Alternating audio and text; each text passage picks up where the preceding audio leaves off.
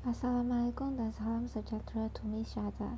I'm Kazim from Diploma in Psychology. So I will be discussing on the report, which our topic is select a behavior to be decreased or increased. So in my report, I chose self-harm ideation to be decreased. So let us move into introduction. What is self-harm ideation? Self-harm ideation refers to the thoughts or fantasies about intentionally causing harm to oneself. This can include considering the act of self-harm or fantasizing about it. It can also be defined as thoughts or urge to inflict harm upon oneself without the intent to die. So, why I choose self-harm ideation as a behavior to be decreased? So this is because it has the potential to escalate into genuine self-harming behaviors and has a significant impact on relationships, daily functioning, and also emotional health. So let us move on to overview of the intervention plan.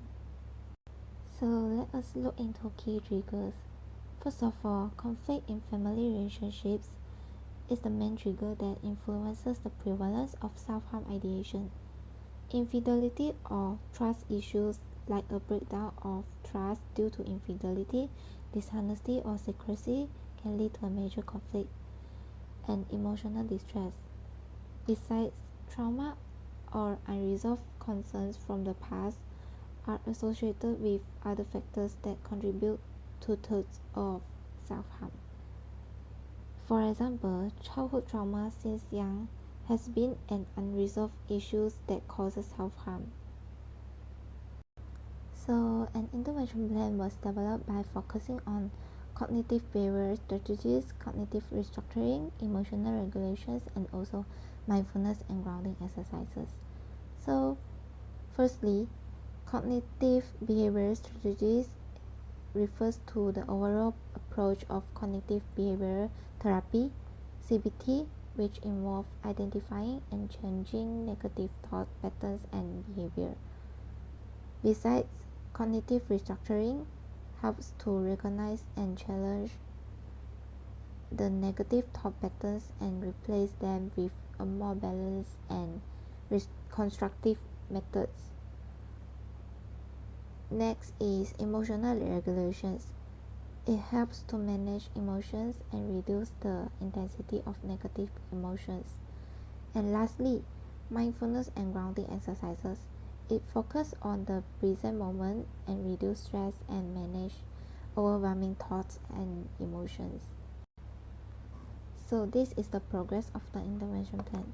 The progress was monitored weekly through self-reports and also therapist observations. So as you can see here, the baseline of the total occurrences of self-harm ideation is 3, which occur on Thursday, Saturday, and also Sunday. During the first week, the total occurrences of self-harm ideation have risen to 4, which occurs on Monday, Friday, Saturday, and also Sunday.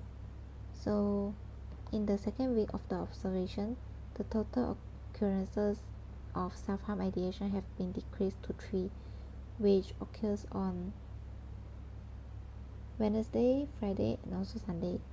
So, in the third week of the observation, the total occurrences of self-harm ideation have been decreased to 1, which only occurs on Tuesday.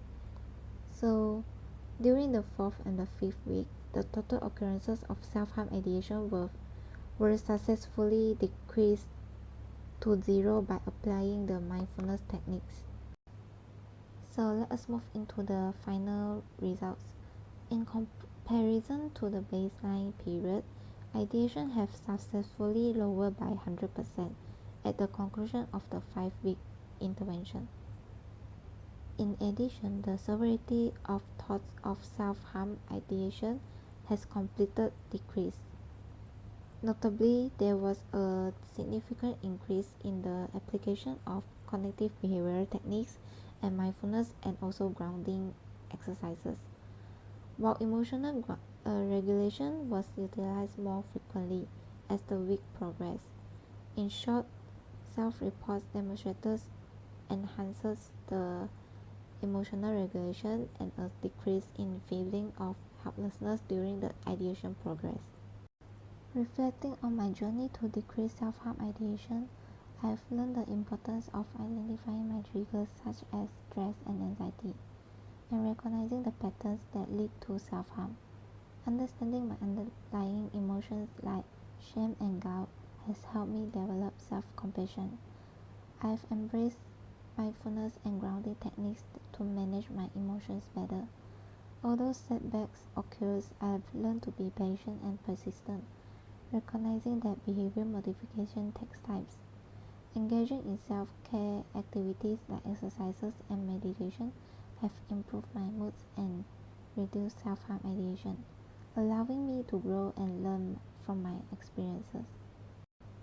So that's all from me. Thank you for listening.